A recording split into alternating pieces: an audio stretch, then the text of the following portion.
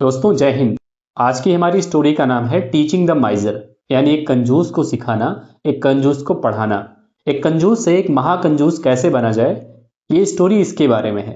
दोस्तों हम स्टोरी को पढ़ना स्टार्ट करें उससे पहले मैं आपके जस्ट 20 सेकेंड्स लूंगा ये समझाने में कि ये स्टोरी किन स्टूडेंट्स के लायक है और किसके लायक नहीं है, जिससे कि अगर ये वीडियो आपके लायक ना हो तो आप कोई और वीडियो देखें, आपका टाइम वेस्ट ना हो। देखिए, अगर आप वर्ड्स जैसे कि इज, एम, आर, वाज, वर इन शब्दों का मीनिंग भी नहीं जानते हैं तो इस वीडियो को आपके लिए समझना थोड़ा मुश्किल होगा। लेकिन अगर आप इन जैसे छोटे छोटे वर्ड्स का मतलब जानते हैं, साथ ही साथ थोड़ी बहुत टेंसेस की भी जानकारी है आपको, तो ये वीडियो आपके लिए बहुत ही यूजफुल होगी। यकीन मानिए, इस वीडियो को देखने के बाद आपका इंटरेस्ट इंग्लिश में बढ़ जाएगा और आपको इंग्लिश आसान लगने लगेगी। स्टोरी को पढ़ते वक्त हम सारे वर्ड्स का सटीक उच्चारण, उनका हिंदी मतलब और साथ ही साथ स्टोरी में यूज किए गए सभी इंपॉर्टेंट ग्रामर रूल्स को अच्छे से समझेंगे। चलिए अब स्टोरी को पढ़ना स्टार्ट करते हैं। सेठ धनपत वाज था अ मीन माइजर, एक स्वार्थी और कंजूस आदमी। मीन माइजर का मतलब होता है स्वार्थी और कंजूस। सिर्फ माइजर शब्द का मतलब होता है कंजूस, और मीन के कई सारे मतलब होते हैं। जैसे कि एक मीन का मतलब होता है someone who does not like to spend money, मतलब वह व्यक्ति जिसे पैसे खर्च करना पसंद नहीं है उसे भी मीन बोलते हैं। यानी कि मीन और माइजर एक दूसरे के सिनोनिम्स भी हैं। इसके अलावा मीन का एक और मतलब होता है someone who is cruel, rude, unkind, तो उसको भी मीन बोलते हैं। मतलब ऐसा व्यक्ति जो निर्दयी है, स्वार्थी है, उसको भी मीन बोलते हैं। इसके अलावा मीन का एक और इंपॉर्टेंट मीनिंग होता है जो है खुद सद मतलब। जैसे हम कई बार बोलते हैं व्हाट डू यू मीन, तुम्हारा क्या मतलब है। कई बार हम यूज करते हैं कि इस शब्द का क्या मीनिंग है, तो वहां पे भी इसी मीन का यूज किया जाता है। इसके अलावा मीन का यूज जब मैथमेटिक्स में किया जाता है तो कई बार बोला जाता है कि find out the mean of these numbers, मतलब इन नंबर्स का एवरेज निकालो, औसत निकालो। तो वहां पे एवरेज यानी कि औसत के लिए इसी मीन का यूज किया जाता है। अब आगे पढ़ते हैं। ही हैड, उसके पास था। हैज, हैव और हैड का यूज अधिकार के सेंस में किया जाता है। वैसे तो इसके अलावा भी कई सारे यूजेस होते हैं इसके। मैंने अपनी एक पिछली वीडियो में इसको अच्छे से कवर किया था, आप वो भी जरूर देखिएगा। यहाँ पे हैड का यूज अधिकार के सेंस में किया गया है। ही हैड, उसके पास था, ग्रेट वेल्थ यानी बहुत ज्यादा संपत्ति। ग्रेट का मतलब होता है महान। इसके अलावा इसका मतलब अलॉट ऑफ समथिंग भी होता है, मतलब किसी चीज की बहुत ज्यादा मात्रा, वहां पे भी ग्रेट शब्द का यूज किया जाता है। और वेल्थ का मतलब होता है धन दौलत या संपत्ति। बट, लेकिन, ही नेवर स्पेंट इट, परंतु वो इसे कभी भी खर्च नहीं करता था। स्पेंड का मतलब होता है खर्च करना, और स्पेंड के तीनों फॉर्म होते हैं स्पेंड, स्पेंट, स्पेंट। मतलब लास्ट में स्पेंड में जस्ट टी जुड़ जाता है डी की जगह, तो वो पास्ट फॉर्म बन जाता है जिसका मतलब होता है स्पेंड करता था। तो ही नेवर स्पेंट इट, मतलब वो इसे कभी भी खर्च नहीं करता था। इसकी बजाय वो क्या करता था, he would just keep adding, वो सिर्फ जोड़ जोड़ के रखा करता था। वुड के भी कई सारे यूजेस होते हैं, मैं आपको बताता हूं। अपनी एक पिछली वीडियो में भी मैंने इसके यूजेस को समझाया था, लेकिन यहाँ थोड़ा बता देता हूं आपको। अगर आपको पहले से पता है तो आपका रिवाइज हो जाएगा, अगर नहीं पता है तो आप थोड़ा बहुत जान पाएंगे। एक तो वुड का यूज पास्ट की किसी हैबिट को बताने में करते हैं। जैसे when I was a child, जब मैं बच्चा था। आई वुड राइड, तो मैं चलाया करता था। माई बाइक, मेरी साइकिल को।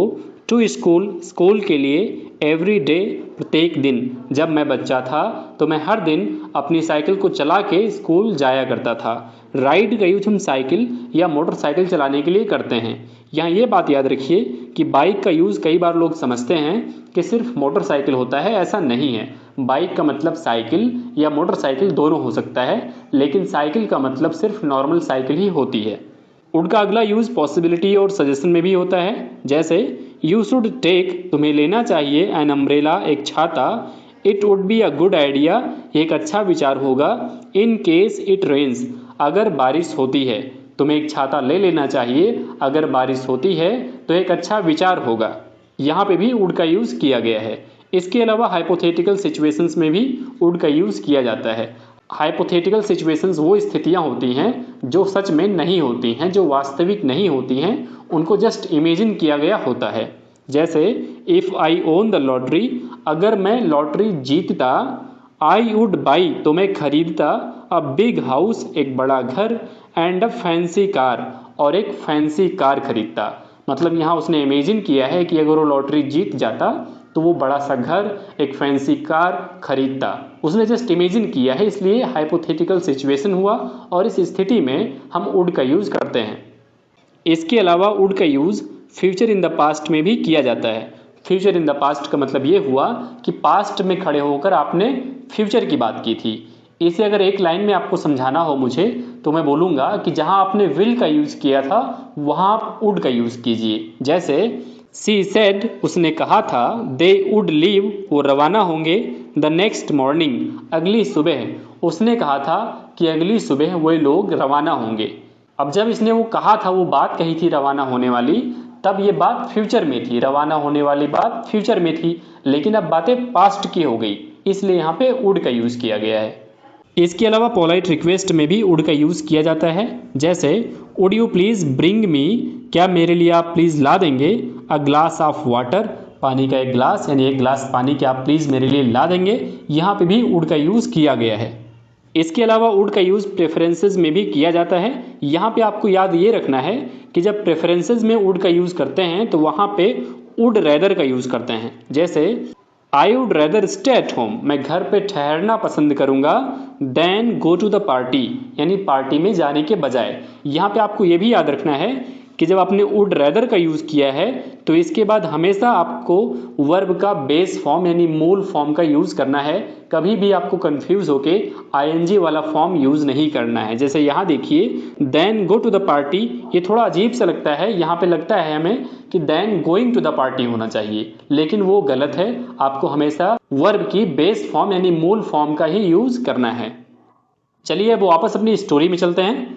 जैसे अब देखिए यहाँ पे लिखा हुआ है, he would just keep adding, वो सिर्फ बचा बचा के यानी जोड़ जोड़ के रखा करता था। उसकी आदत थी कि वो पैसों को जोड़ जोड़ के रखा करता था। यानी वुड का यूज़ यहाँ पे पास्ट की किसी हैबिट को बताने में, पास्ट की हैबिट को बताने में किया गया है। टू हिज वेल्थ, अपनी संपत्ति में, एंड और सेविंग एवरी पेन्नी, और वो प्रत्येक पैसे को बचाता था। पेन्नी का मतलब पैसे। ही कुड, जिसे वो बचा सकता था। अब कुड के भी कई सारे यूजेस होते हैं, चलिए मैं आपको ये भी समझा देता हूँ। जैसे मैंने कुछ देर पहले बताया था आपको कि वुड का यूज़ पास्ट की हैबिट को बताने में करते हैं, उसी तरह आपको याद रखना है कि कुड का यूज़ पास्ट की एबिलिटी यानी क्षमता को बताने में करते हैं। जैसे व्हेन आई वॉज यंग, जब मैं युवक था, जवान था, आई कुड स्विम, तो मैं तैर सकता था, फॉर माइल्स, मीलों तक, विदाउट गेटिंग टायर्ड, बिना थके हुए। जब मैं जवान था, युवक था, तो मैं बिना थके हुए मीलों तक तैर सकता था। यहाँ पे उसकी एबिलिटी की बात हो रही है, क्षमता की बात हो रही है, इसलिए यहाँ पे कुड का यूज़ किया गया है। यहाँ पे वुड का यूज़ नहीं किया जाएगा। यहाँ आदत की, पास्ट की आदत की बात नहीं हो रही है। इसके अलावा पॉसिबिलिटी में भी वुड का यूज़ किया जाता है। जैसे इट कुड रेन लेटर, बाद में बारिश हो सकती है, सो टेक योर अम्ब्रेला, इसलिए अपना छाता ले लो, जस्ट इन केस, एक एहतियात के तौर पे। जस्ट इन केस का मतलब होता है एक एहतियात के तौर पे, एक सावधानी के तौर पे। इसी तरह सजेशंस में भी कुड का यूज़ किया जाता है। जैसे यू कुड ट्राई पास्ता, तुम्हें पास्ता ट्राई करना चाहिए, इट्स रियली गुड हियर, यहाँ पे ये बहुत अच्छा है। यहाँ पे एक सजेशन की बात की गई है, इसलिए यहाँ पे कुड का यूज़ किया गया है। इसके अलावा परमिशन के लिए भी कुड का यूज़ करते हैं। जैसे एक्सक्यूज़ मी, मुझे माफ़ कीजिएगा, कुड आई बारो अ पेन, क्या मैं पेन उधार ले सकता हूँ। इसी तरह कुड का अगला यूज़ हाइपोथेटिकल सिचुएशंस में भी होता है। जैसे इफ़ आई ट्रेंड हार्ड, अगर मैंने ज़्यादा कठिन मेहनत की होती, ज़्यादा अच्छे से ट्रेनिंग की होती, I could win the race, तो मैं इस रेस को जीत सकता था। यहाँ एक हाइपोथेटिकल सिचुएशन है और यहाँ भी कुड का यूज़ कर सकते हैं। इसके अलावा पोलाइट रिक्वेस्ट में भी, यानी रिक्वेस्ट करने में भी कुड का यूज़ करते हैं। जैसे could you please call me back later, क्या आप प्लीज़ मुझे बाद में कॉल कर लेंगे। यहाँ पे एक रिक्वेस्ट की जा रही है, इसलिए यहाँ भी कुड का यूज़ किया गया है। दोस्तों अभी मैंने आपको कुछ देर पहले वुड का यूज़ समझाया था। अब जब मैंने कुड का यूज़ आपको बताया तो हो सकता है आपको एक कन्फ्यूजिंग लगा हो, क्योंकि कई सारे केसेस में ऐसा होता है कि जहाँ पे हम वुड का यूज़ कर सकते हैं वहाँ पे कुड का यूज़ भी कर सकते हैं। तो आपके इन डाउट्स को क्लियर करने के लिए, आपको कभी भी इन चीज़ों को लेके कोई डाउट्स ना हो, कभी भी कुड और वुड में कोई डाउट ना हो, इनके लिए मैं आपको ये पॉइंट्स बताता हूँ, आप इनको याद रखिएगा। अगर आपने इन पॉइंट्स को याद रखा अच्छे से तो आपको वुड और कुड के यूजेस को लेकर कभी भी कोई भी डाउट नहीं होगा। जैसे अगर आपको पास्ट की किसी हैबिट की बात करनी हो, आदत की बात करनी हो पास्ट की कोई, तो वहाँ पे आप वुड का यूज़ करेंगे। इसी तरह अगर पास्ट की एबिलिटी की बात करनी हो यानी क्षमता की बात करनी हो, तो वहाँ पे आप कुड का यूज़ करेंगे। इसी तरह हाइपोथेटिकल पॉसिबिलिटी हो अगर, यानी ऐसी पॉसिबिलिटी हो जो सच में ना हो, वास्तविक में ना हो, जस्ट उसको इमेजिन किया गया हो, तो वहाँ पे आप वुड का यूज़ करेंगे। जैसे अगर आपको ये बोलना हो कि अगर बारिश होती है तो यहाँ की सारी गलियाँ शायद फ्लडेड हो जाएं, पानी से भर जाएं, तो यहाँ पे आप वुड का यूज़ करेंगे। आप बोलेंगे if it rains it would flood all the streets here. अगर यहाँ पे बारिश होती है तो ये सारी गलियाँ फ्लडेड हो जाएंगी, पानी से भर जाएंगी। इसी तरह अगर आपको नॉर्मल पॉसिबिलिटी की बात करनी हो, जैसे अगर आपको बोलना हो कि आज बारिश हो सकती है, तो आप बोलेंगे इट कुड रेन टुडे। ऐसे ही अगर आप प्रेफरेंसेस की बात कर रहे हो तो वहाँ पे आप वुड का यूज़ करेंगे, लेकिन यहाँ याद रखेंगे कि यहाँ वुड और रेदर दोनों एक साथ यूज़ होंगे। साथ ही साथ वर्ब की बेस फॉर्म यानी मूल फॉर्म का यूज़ किया जाएगा।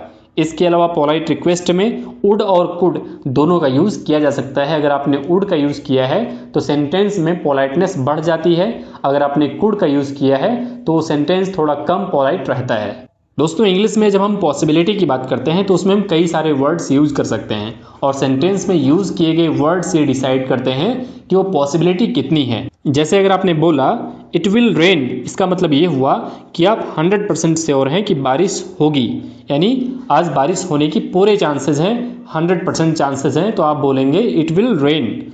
अगर आपने बोला होता इट में रेन, तो इसका मतलब ये हुआ कि बारिश हो सकती है, 50 to 60% चांसेस हैं कि बारिश होगी।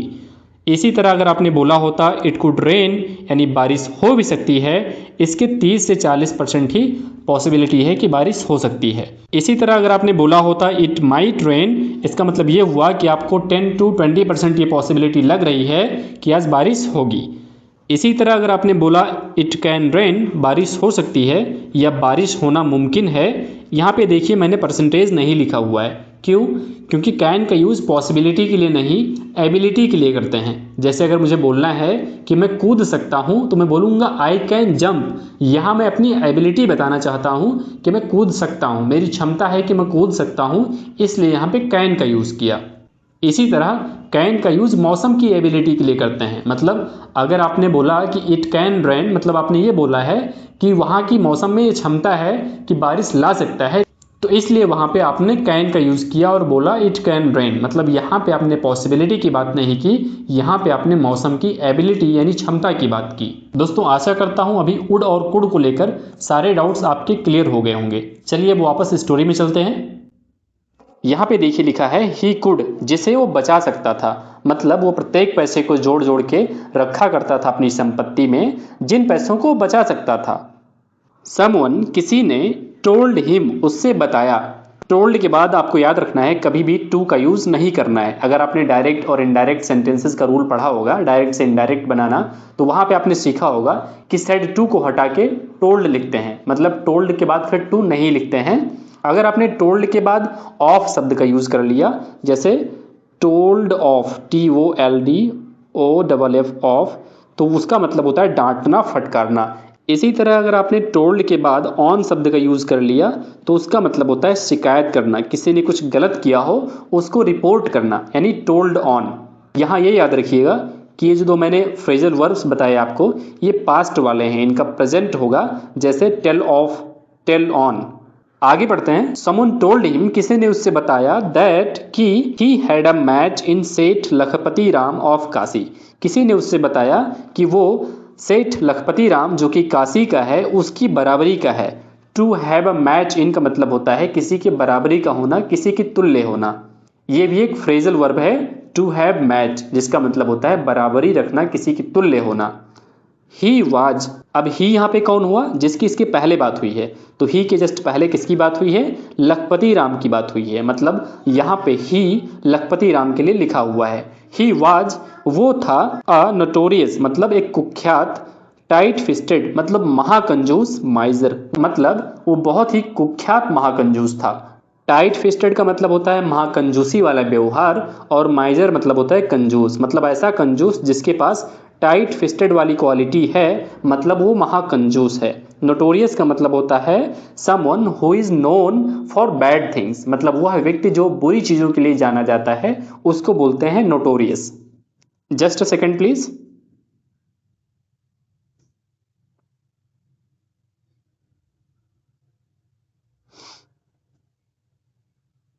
नेक्स्ट डे, अगले दिन, धनपत सेट आउट, धनपत रवाना हो गया। सेट आउट का मतलब होता है रवाना होना, कहीं के लिए प्रस्थान कर देना।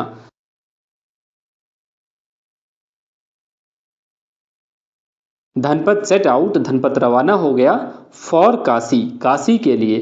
टू लर्न यानी सीखने को, सीखने के लिए। द न्यू ट्रिक्स, नए तरकीब। ट्रिक का मतलब होता है तरकीब, चाल, दांव। ऑफ पेनी पिंचिंग यानी पैसे बचाने की। पेनी पिंचिंग मतलब होता है पैसे बचाना। ही मेट, वो मिला। मीट मतलब होता है मिलना, और मीट का पास्ट फॉर्म मेट है। ही मेट, वो मिला लखपति राम, लखपति राम से मिला। एंड टोल्ड हिम, और उसको बताया। द रीजन यानी वह कारण। ऑफ हिज विजिट, जो उसके विजिट का था, जो उसके वहां पे जाने का था। विजिट का मतलब होता है किसी से मिलने जाना, मतलब वो लखपति राम से मिलने गया था वो धनपत सेठ। तो जब उनसे मिला तो अपने विजिट का उसने कारण बताया कि मैं यहाँ मिलने क्यों आया हूँ। लखपति राम वेलकम्ड, लखपति राम ने वेलकम किया, स्वागत किया। यहाँ पे आप याद रखिएगा कि वेलकम के बाद जब कभी व्यक्ति का जिक्र किया जाता है तो वहाँ पे कभी भी टू का यूज नहीं किया जाता है, लेकिन जब कभी वेलकम के बाद किसी प्लेस की बात होती है तो वहाँ पे टू का यूज किया जाता है। जैसे बोलते हैं वेलकम टू इंडिया, मतलब वहाँ पे वेलकम के बाद टू बोलते हैं फिर इंडिया बोलते हैं। क्यों? क्योंकि इंडिया एक प्लेस है। इसी तरह अगर आपको बोलना है कि उसने मेरा स्वागत किया तो आप बोलेंगे ही वेलकम्ड मी। यहाँ पे आप वेलकम के बाद टू शब्द का यूज नहीं करेंगे। तो लखपति राम वेलकम्ड धनपत, मतलब लखपति राम ने धनपत का स्वागत किया। They spoke to each other, वह दोनों एक दूसरे से बातें किए। स्पीक का मतलब होता है बोलना, बात करना, और टू ईच अदर का मतलब होता है एक दूसरे से, मतलब उन्होंने एक दूसरे से बातें की। एट डिनर टाइम यानी रात्रि के भोजन के समय, लखपति राम टूक यानी लखपति राम ले गया। टेक का मतलब होता है लेना या ले जाना, और टेक का पास्ट फॉर्म होता है टूक। टेक के तीनों फॉर्म होते हैं टेक, टूक, टेकन, जिसमें से जो सेकंड फॉर्म होता है ये हमेशा पास्ट इंडेफिनिट में यूज किया जाता है, मतलब ये सेंटेंस यहाँ पे पास्ट इंडेफिनिट में है। लखपति राम टूक, लखपति राम ले गया। हिज गेस्ट, अपने गेस्ट को, अपने मेहमान को। टू अ चीप होटल, एक सस्ते होटल में ले गया। इस शब्द को कई बार लोग होटल बोलते हैं, होटल नहीं है, ये होटल है। आगे बढ़ते हैं। ही सेड, उसने कहा। टू द वेटर, वेटर से, उसने वेटर से कहा, यानी लखपति राम ने वेटर से कहा। हाउ इज रोटी, रोटी कैसी है। फिर हलवाई बोला। फ्रेश, ताजी है। एंड सॉफ्ट, और मुलायम है। लाइक क्रीम, क्रीम की तरह मुलायम है। मतलब हलवाई ने बोला कि रोटी ताजी और क्रीम की तरह मुलायम है। Now first let me scroll it. Friend Dhanpat, दोस्त धनपत। इंस्टेड ऑफ रोटी, रोटी के बजाय। व्हाई नॉट इंजॉय क्रीम, क्यों ना क्रीम का मजा लिया जाए। व्हाई नॉट यानी क्यों ना, इंजॉय क्रीम, क्रीम का मजा लें। फिर क्या हुआ। दे वेंट, वो लोग गए। गो का मतलब होता है जाना, और वेंट मतलब गए। गो, वेंट, गॉन, इसके तीनों फॉर्म होते हैं। तो दे वेंट, वो गए। टू अ हलवाई शॉप, एक हलवाई की दुकान पे। देयर, वहां पे। लखपति राम इंक्वायर्ड, लखपति राम ने इंक्वायरी की, पूछा। दी हलवाई, हलवाई से। हाउ इज योर मलाई क्रीम, आपकी मलाई क्रीम कैसी है। हाउ इज, कैसी है। योर मलाई क्रीम, आपकी मलाई क्रीम, मतलब आपकी मलाई क्रीम कैसी है, उसने ऐसा पूछा। आहा एक इंटरजेक्शन है। इंटरजेक्शन का यूज हम सडन फीलिंग्स को बताने में करते हैं। माई मलाई क्रीम, मेरी मलाई क्रीम। इज एज पल्पी, ये उतनी पल्पी है, उतनी गूदेदार है। एज रसगुल्लाज, जितने की रसगुल्ले। यहाँ पे एक ग्रामर रूल का यूज किया गया है जिसे आप भी देख पा रहे होंगे कि एज के बाद एक एडजेक्टिव का यूज करते हैं, फिर से एज का यूज करते हैं, और फिर एक नाउन का यूज करते हैं। यहाँ पे ये रूल दो चीजों में कंपैरिजन करने के लिए किया जाता है। जैसे एज स्वीट एज हनी, मतलब उतना मीठा जितना शहद। एज व्हाइट एज मिल्क, मतलब उतना सफेद जितना दूध। इसे भी आप याद रखिएगा। आगे पढ़ते हैं। द हलवाई यानी वो हलवाई। प्राउडली इन्फॉर्म्ड यानी गर्व से इन्फॉर्म किया, बताया। देन, तब। व्हाई नॉट, क्यों ना। ईट रसगुल्लाज, क्यों ना रसगुल्ले खाए जाएं, उसने बोला। हाउ आर योर रसगुल्लाज, आपके रसगुल्ले कैसे हैं। फिर से सेठ लखपति राम ने पूछा कि आपके रसगुल्ले कैसे हैं। फिर हलवाई ने बोला माई रसगुल्लाज यानी मेरे रसगुल्ले आर सॉफ्ट, ये सॉफ्ट हैं, एंड स्पंजी और स्पंजी हैं, लाइक बटर, बटर की तरह। स्पंजी का मतलब होता है जिसमें छिद्र बहुत सारे हों, जिसमें रस या पानी सोखने की जगह हो, तो उसको बोलते हैं स्पंजी। माई रसगुल्लाज आर सॉफ्ट, मेरे रसगुल्ले सॉफ्ट हैं, एंड स्पंजी और स्पंजी हैं, लाइक बटर, बटर की तरह। फिर लखपति राम ने क्या बोला, लखपति राम सेड, लखपति राम ने कहा टू धनपत, धनपत से देन तब लेट्स ईट बटर, चलो बटर खाते हैं। Just a second please. Now अब both went to a dairy shop, दोनों गए एक डेयरी शॉप पे, एक दूध वाली शॉप पे। डेयरी शॉप का मतलब होता है वह दुकान जहां पे दूध वाले आइटम्स मिलते हैं, दूध से बने आइटम्स मिलते हैं। डेयरी का मतलब होता है दुग्धशाला। इसी तरह एक और वर्ड है डायरी, उसकी स्पेलिंग होती है DIARY, डायरी। ये हम लिखने के लिए यूज करते हैं, उसको बोलते हैं डायरी। फिर क्या हुआ, लखपति राम अटर्ड, लखपति राम ने कहा। से का सिनोनिम होता है अटर, तो लखपति राम ने कहा वेल ब्रदर, अच्छा भाई, हाउ इज योर बटर, आपकी बटर कैसी है। फिर हलवाई ने बोला सेठ आवर बटर इज प्योर, हमारा बटर प्योर है। आवर बटर, हमारा बटर, इज प्योर, प्योर है। नो एडल्टरेशन, कोई मिलावट नहीं है। एडल्टरेशन का मतलब होता है मिलावट। इससे जुड़ा एक और वर्ड है एडल्ट, एडल्ट का मतलब होता है वयस्क। इसी तरह एक और शब्द है एडल्टरी, जिसका मतलब होता है शादीशुदा रिश्ते में धोखा। आगे पढ़ते हैं। इट इज एज प्योर, ये उतना शुद्ध है, एज गंगा जल, जितना गंगा जल, मतलब ये गंगा जल जितना शुद्ध है। The water of holy river, अब यहाँ पे गंगा जल क्या है उसको बताया गया है। The water of holy river मतलब पवित्र नदी का पानी, जिसे गंगा जल बोलते हैं, और ये नदी कौन सी है, Ganga. The dairy man announced, ऐसा डेयरी मैन ने अनाउंस किया। फिर लखपति राम सेड, लखपति राम ने कहा डियर धनपत, प्रिय Dhanpat, if butter is like Ganga jal, यदि बटर गंगा जल की तरह है, तो why not just drink Ganga जल, तो क्यों ना सिर्फ गंगा जल ही पी लिया जाए। व्हाई नॉट, क्यों ना, जस्ट ड्रिंक, सिर्फ पी लें गंगा जल, तो क्यों ना सिर्फ गंगा जल पी लें, ऐसा उसने बोला। अवर ग्रेट सिटी, हमारा महान शहर, इज सिचुएटेड, ये स्थित है, on the bank of river Ganga, यानी गंगा नदी के तट पर। बैंक का मतलब होता है तट, यानी किनारा, नदी का किनारा। ऐसे ही समुद्र के किनारे को बोलते हैं शोर, SHORE, शोर। और एक बैंक का मतलब होता है बैंक, जहां पे रुपए पैसे का लेन देन किया जाता है। फॉर्चुनेटली यानी भाग्यवश। लखपति राम ने बोला कि भाग्य से हमारी सिटी जो है गंगा नदी के किनारे स्थित है, तो चलो क्यों ना गंगा जल को पिया जाए। लेट्स गो, चलो चलते हैं। लेट्स गो जो लिखा है ये लेट अस गो लिखा है, जिसका मतलब होता है चलो चलते हैं। Just a second.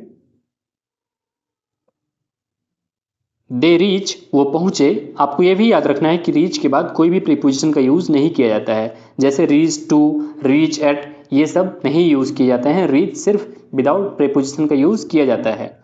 The reach, वो पहुंचे, द बैंक, उस किनारे पे, ऑफ द गंगा, गंगा के। सेठ लखपति राम इनवाइटेड, उन्होंने इनवाइट किया, आमंत्रित किया, हिज गेस्ट, अपने मेहमान को, डियर धनपत, प्रिय धनपत, ड्रिंक गंगा जल, गंगा जल पियो। अब यहाँ पे देखिए वर्ब से स्टार्ट कर दिया गया सेंटेंस को, मतलब यहाँ पे कोई चीज करने के लिए कहा गया है, तो ड्रिंक गंगा जल मतलब गंगा जल पियो। इट हैज मतलब इसमें है, the taste of butter, butter का स्वाद, रसगुल्लाज, रसगुल्ले का स्वाद, मलाई क्रीम, मलाई क्रीम का स्वाद, एंड रोटी, और रोटी का स्वाद। इन इट, इसमें, मतलब उसने बोला कि इसमें बटर, रसगुल्ले, मलाई क्रीम और रोटी, सारी चीज़ों का स्वाद है। फिर आगे बोला आई थिंक, मुझे लगता है, यू हैव गॉट, हैव के बाद वर्ब की थर्ड फॉर्म का यूज़ किया गया है, मतलब ये सेंटेंस प्रेजेंट परफेक्ट का सेंटेंस है। यू हैव गॉट, तुम्हें मिल गई है, द टिप, वह सलाह, वह जानकारी। टिप का मतलब होता है सलाह या कोई गुप्त जानकारी। तुम्हें वह जानकारी, वो सलाह मिल गई है, यू केम फॉर, जिसके लिए तुम आए थे। राइटली सेड, सही कहा, डियर लखपति राम, प्रिय लखपति राम, आई हैव कम, मैं आया हूँ, टू लर्न सीखने के लिए, न्यू ट्रिक्स नए तरीके नए तरकीब, ट्रिक का मतलब तरकीब चाल, एंड और आई हैव गॉट दैट और मुझे वो मिल गई है। थैंक यू वेरी मच आपका बहुत बहुत धन्यवाद। सो इसलिए वी मस्ट गो बैक हमें वापस ज़रूर जाना चाहिए। ऐसा अब लखपति राम बोल रहा है कि इसलिए वी मस्ट गो बैक हमें वापस अब ज़रूर जाना चाहिए। मस्ट गो मतलब ज़रूर जाना चाहिए। मस्ट का यूज़ किसी काम को ज़रूर करना चाहिए के सेंस में किया जाता है। इफ़ वी ड्रिंक अगर हम पीते हैं, यदि हम पीते हैं, टू मच गंगा जल अत्यधिक गंगा जल, आवश्यकता से अधिक गंगा जल। टू का यूज़ करते हैं जब किसी बात को ज़्यादा ही बड़ी ज़्यादा ही छोटी बतानी हो, जैसे टू बिग मतलब उतना बड़ा जितनी नहीं होनी चाहिए थी, टू मच मतलब उतनी ज़्यादा जितनी नहीं होनी चाहिए थी। तो एक नेगेटिव सेंस आता है यहाँ पे टू से। तो if we drink too much Ganga jal, यदि हम उतना गंगा जल पिएंगे जितना नहीं पीना चाहिए तो क्या होगा, वी मे सफ़र यानी हमें कष्ट हो सकता है। सफ़र का मतलब होता है प्रॉब्लम या कष्ट, तो हमें कष्ट हो सकता है। फ्रॉम इनडाइजेशन तो हमें इनडाइजेशन से सफरिंग हो सकती है, प्रॉब्लम हो सकती है। अब यहाँ पे एक बात याद रखिएगा कि जब कभी सफ़र के बाद किसी बीमारी का जिक्र होता है तो वहाँ पे हमेशा फ्रॉम प्रीपोजिशन का यूज़ किया जाता है। अब मैं आपसे अगर कहूँ कि he suffered from a heart attack होगा या he suffered a heart attack होगा, तो याद रखिए कि हार्ट अटैक कोई बीमारी नहीं है, this is just an accident. Heart attack एक दुर्घटना है, इसलिए उस केस में फ्रॉम का यूज़ नहीं किया जाएगा और बोला जाएगा he suffered a heart attack. चलिए अब आगे पढ़ते हैं। एंड और देन तब we will have to give तो हमें देना पड़ेगा। हैव टू का यूज़ किसी चीज़ को लेकर कोई बाध्य है ये दिखाने के लिए करते हैं, जैसे I have to go to school, मुझे स्कूल जाना पड़ता है। अगर यहीं पे विल का यूज़ कर दिया, I will have to go to school, तो मतलब मुझे स्कूल जाना पड़ेगा। इसी तरह यहाँ पे we will have to give हमें देना पड़ेगा। द ट्रीटमेंट कॉस्ट हमें उपचार का कॉस्ट देना पड़ेगा। कॉस्ट का मतलब होता है कीमत या मूल्य। इससे जुड़ा एक और वर्ड है CAST कास्ट, उसका मतलब होता है ढालना या प्रसारित करना। कोई चीज़ प्रसारित करते हैं तो उसको भी कास्ट बोलते हैं, या कोई चीज़ किसी सांचे में ढालते हैं तो उसको भी कास्ट बोलते हैं। ये तो मैंने बताया CAST कास्ट, जिसका मतलब होता है ढालना या प्रसारित करना। इसके अलावा एक और कास्ट होता है CASTE कास्ट, जिसका मतलब होता है जाति या वर्ग। वाइजली सेड मतलब बुद्धिमानी पूर्ण बात कही है। ओ ग्रेट वन हे महानुभाव हे महान आत्मा, सेड धनपत धनपत ने कहा। एंड और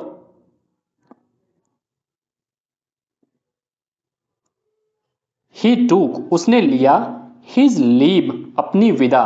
टेक लीव का मतलब होता है जाने की आज्ञा लेना, मतलब उसने ऐसा बोला फिर उसके बाद उसने जाने की आज्ञा ली।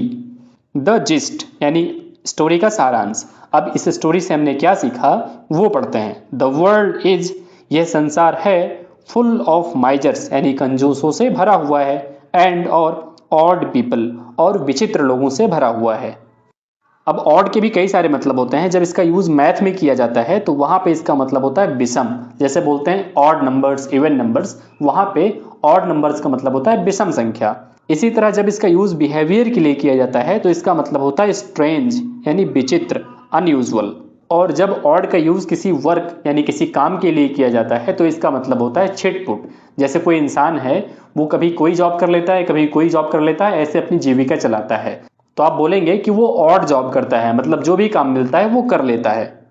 इसके अलावा जब जोड़े के सेंस में यानी पेयर के सेंस में ऑड का यूज किया जाता है तो वहां पे इसका मतलब होता है मिसमैच्ड, मतलब आपने एक दूसरे कलर की सॉक्स पहन रखी है एक दूसरे कलर की सॉक्स पहन रखी है तो आप वहां बोलेंगे कि मैंने ऑड सॉक्स पहन रखी है।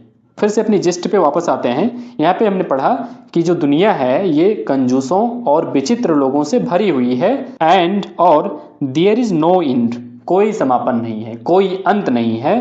टू इट इसका, इन दिस वर्ल्ड इस संसार में, ऑफ वंडर्स जो कि चमत्कारों का संसार है, मतलब और इस चीज का कोई भी अंत इस चमत्कार के संसार में नहीं है। दोस्तों आज की वीडियो में बस इतना ही। आशा करता हूं कि मेरे द्वारा एक्सप्लेन किए गए सारे पॉइंट्स आपको अच्छे से समझ में आए होंगे। फिर भी हमें आपके फीडबैक का इंतजार रहेगा। मिलते हैं अगली वीडियो में एक और स्टोरी के साथ। तब तक आप ऐसे ही सीखते रहिए, आगे बढ़ते रहिए। ईश्वर से मेरी प्रार्थना है कि वो आपको हमेशा खुश और स्वस्थ रखें, आप जीवन के हर क्षेत्र में सफल हों। जय हिंद।